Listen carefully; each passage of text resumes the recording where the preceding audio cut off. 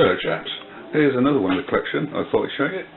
My Bear Hawk. You don't see many of these anymore, and I don't know why. I think when they came out they were relatively cheap, and I think they sold a fair few. But to me, I got this, not really as a project, but because it was very cheap on eBay, I thought it was rude not to buy it. It wasn't actually on my list to be part of the collection, but well, like I said, it was cheap. I wasn't expecting much.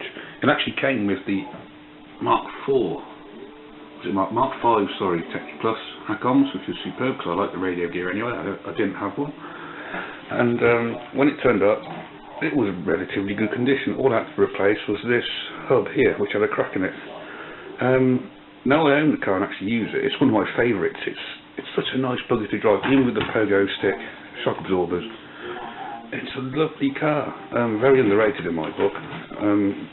I think the shell was later reused. I think, I might be wrong, Sand Viper used the same shell. Other than that, it's pretty much its own car. I think the Stadium Blitzer or something like that, Stadium Thunder, was based on this car as well, and it's actually based on a Falcon chassis. So it's quite an interesting one. The shell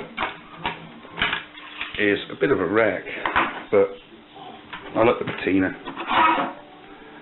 Full of cracks. I'm not sure if it shows up on the camera because it's not that good. There you go. It's full of cracks.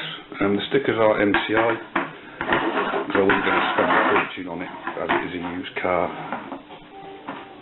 I painted the driver, and you see it was originally painted silver, so with a rub back and some PS5 I think I used on this. Was it PS4 or TS? Sorry, because it's not polycarbonate. It came out alright, but like I said, it has cracked since, it has reacted underneath. I'm not going to bother taking it all off and redo it again because, like I said, it is used. I use standard NIM batteries in this one. As you can see, I suppose it's still going, but they're so utterly reliable. Charge them up, throw them in the car, use it, bring it back, throw it on charge again. Lovely. I get about half an hour on this car with that battery, which is not too bad. I used the original MSC. Say Accoms 27 meg radio gear, again no problems at all. I use 27 meg in all of my cars, no problems at all. It's quite a solid car, this one. You can fairly bash it around and give it a lot of grief, and it's never come back broke.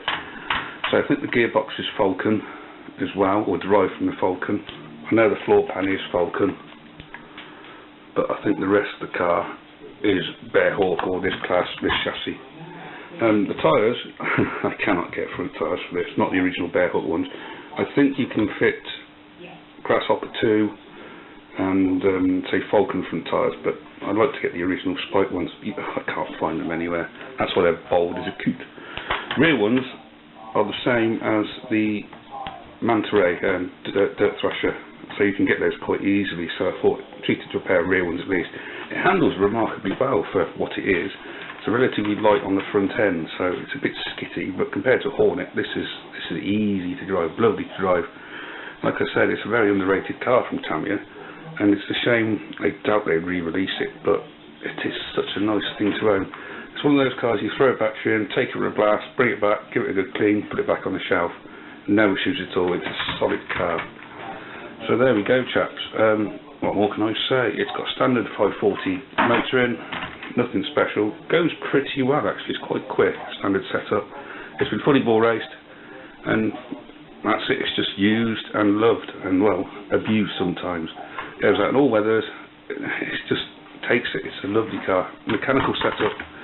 Not many people like it to use it nowadays, but I have no problems with this. It's, like I said, it's a used, adored old Tamiya. I think these come out in about 1991. I think. I could be wrong.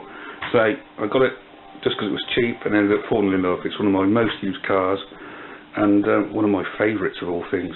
So the radio gear is good condition as well, utterly reliable, and of all things it's not too bad. I always thought these looked a bit cheap because of the chrome, but in person they actually look quite good. It's quite a heavy set of radio, the sticks are nice and smooth, and again it's a nice bit of history going my Accoms collection. Because fortunately it came with the car. So there we go, chaps, my Bear Hawk. So a much loved car, and I hope you enjoyed the video, chaps. If you want to like and subscribe, it would be much appreciated. And I have a few more to put on the channel, so keep an eye out for those. Thanks again, guys. Have a lovely evening. Goodbye.